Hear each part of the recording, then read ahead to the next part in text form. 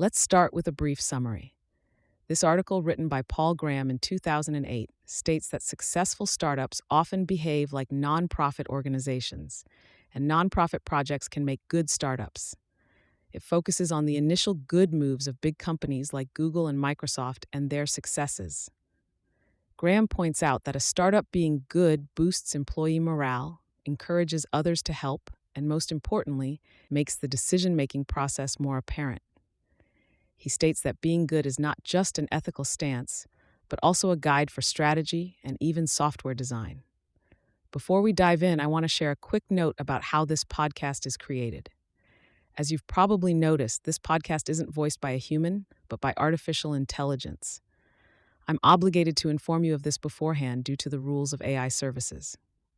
This podcast is made possible by our sponsor, Wope.com, an AI startup that combines content marketing with artificial intelligence to significantly boost traffic and revenue of your startups. For all the latest content, be sure to follow me at x.com/yigitkoner. Now let's turn our attention back to the essay. Why being good is necessary for a startup's success. Original title, Be Good, date April 2008. This essay is derived from a talk at the 2008 Startup School.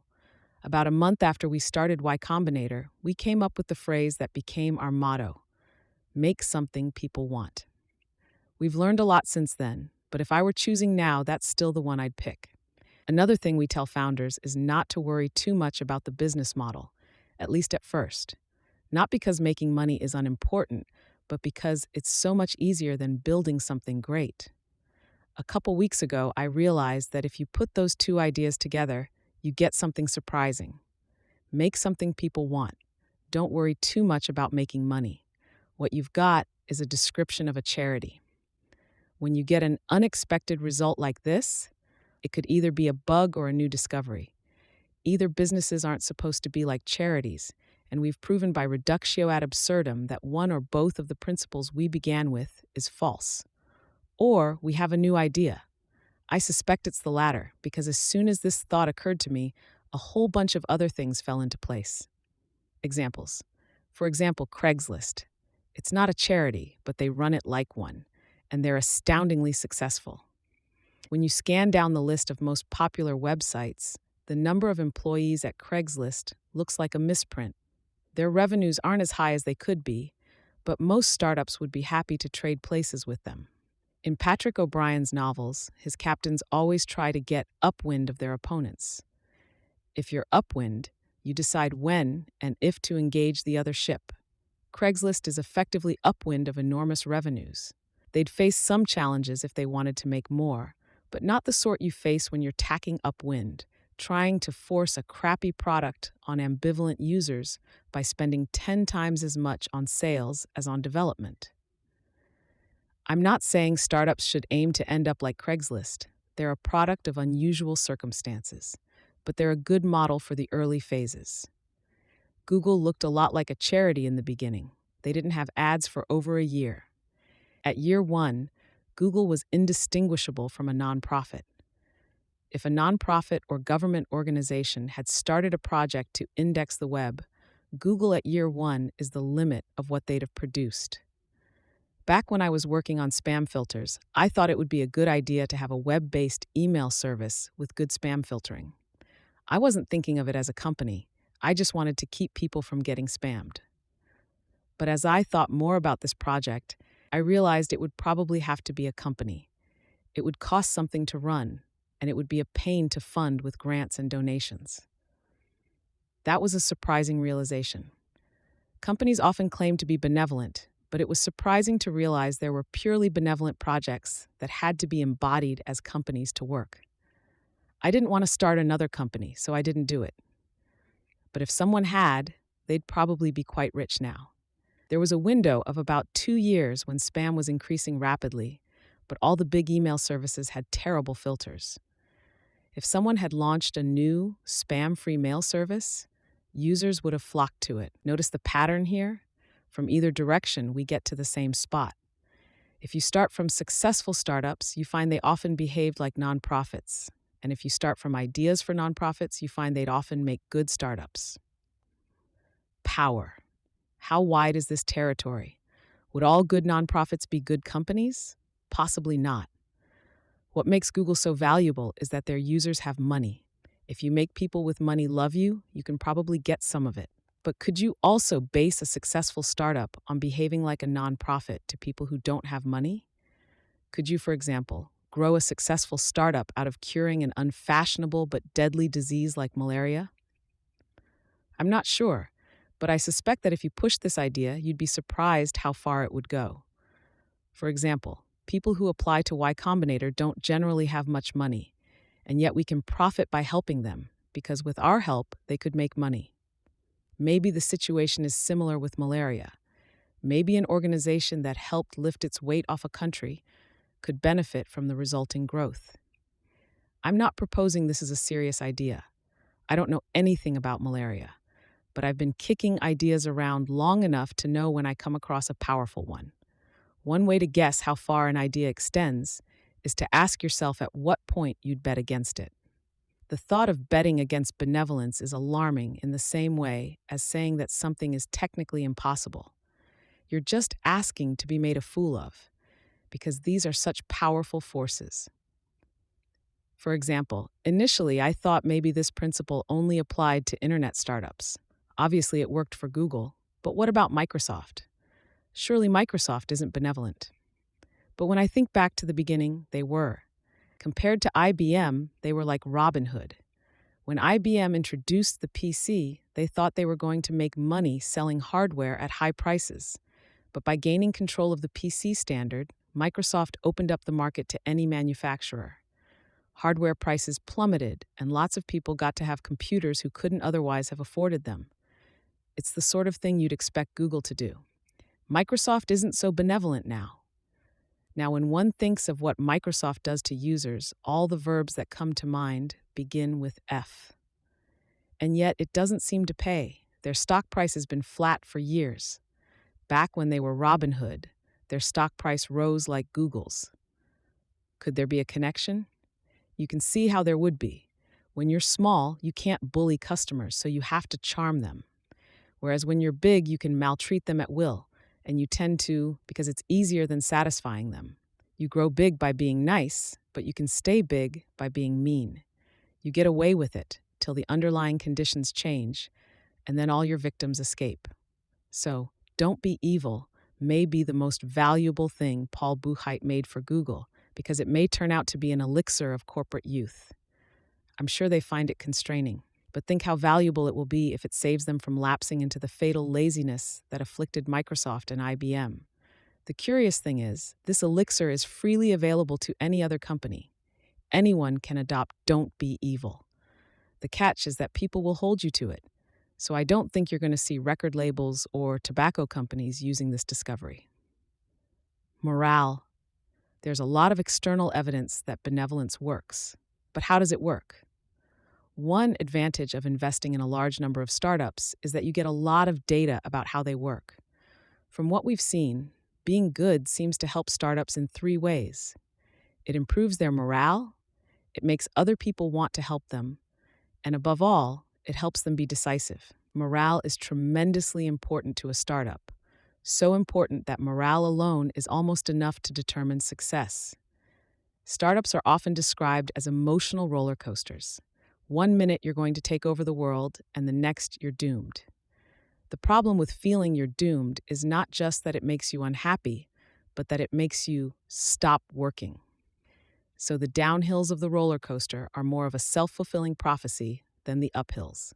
If feeling you're going to succeed makes you work harder, that probably improves your chances of succeeding. But if feeling you're going to fail makes you stop working, that practically guarantees you'll fail. Here's where benevolence comes in. If you feel you're really helping people, you'll keep working, even when it seems like your startup is doomed. Most of us have some amount of natural benevolence. The mere fact that someone needs you makes you want to help them. So if you start the kind of startup where users come back each day, you've basically built yourself a giant Tamagotchi. You've made something you need to take care of. Blogger is a famous example of a startup that went through really low lows and survived. At one point, they ran out of money and everyone left. Evan Williams came in to work the next day, and there was no one but him. What kept him going? Partly that users needed him. He was hosting thousands of people's blogs. He couldn't just let the site die. There are many advantages of launching quickly, but the most important may be that once you have users, the Tamagotchi effect kicks in. Once you have users to take care of, you're forced to figure out what will make them happy. And that's actually very valuable information. The added confidence that comes from trying to help people can also help you with investors. One of the founders of Chatterus/Chatterus.com told me recently that he and his co-founder had decided that this service was something the world needed, so they were going to keep working on it no matter what, even if they had to move back to Canada and live in their parents' basements. Once they realized this, they stopped caring so much what investors thought about them. They still met with them, but they weren't going to die if they didn't get their money. And you know what? The investors got a lot more interested. They could sense that the Chatterosses were going to do this startup with or without them. If you're really committed and your startup is cheap to run, you become very hard to kill. And practically all startups, even the most successful, come close to death at some point. So if doing good for people gives you a sense of mission that makes you harder to kill, that alone more than compensates for whatever you lose by not choosing a more selfish project. Help. Another advantage of being good is that it makes other people want to help you. This too seems to be an inborn trait in humans. One of the startups we funded, Octopart/Octopart.com, is currently locked in a classic battle of good versus evil. They're a search site for industrial components. A lot of people need to search for components, and before Octopart, there was no good way to do it. That, it turned out, was no coincidence. Octopart built the right way to search for components. Users like it, and they've been growing rapidly. And yet, for most of Octopart's life, the biggest distributor, DigiKey, has been trying to force them take their prices off the site. Octopart is sending them customers for free, and yet DigiKey is trying to make that traffic stop. Why? Because their current business model depends on overcharging people who have incomplete information about prices. They don't want search to work. The Octoparts are the nicest guys in the world. They dropped out of the PhD program in physics at Berkeley to do this. They just wanted to fix a problem they encountered in their research. Imagine how much time you could save the world's engineers if they could do searches online. So when I hear that a big evil company is trying to stop them in order to keep search broken, it makes me really want to help them. It makes me spend more time on the Octoparts than I do with most of the other startups we've funded. It just made me spend several minutes telling you how great they are. Why? Because they're good guys and they're trying to help the world. If you're benevolent, people will rally around you. Investors, customers, other companies, and potential employees. In the long term, the most important may be the potential employees. I think everyone knows now that good hackers, gh.html, are much better than mediocre ones. If you can attract the best hackers to work for you, as Google has, you have a big advantage. And the very best hackers tend to be idealistic. They're not desperate for a job. They can work wherever they want. So most want to work on things that will make the world better. Compass. But the most important advantage of being good is that it acts as a compass. One of the hardest parts of doing a startup is that you have so many choices. There are just 2 or 3 of you and 1,000 things you could do. How do you decide? Here's the answer. Do whatever's best for your users. You can hold on to this like a rope in a hurricane, and it will save you if anything can. Follow it, and it will take you through everything you need to do. It's even the answer to questions that seem unrelated, like how to convince investors to give you money. If you're a good salesman, you could try to just talk them into it. But the more reliable route is to convince them through your users.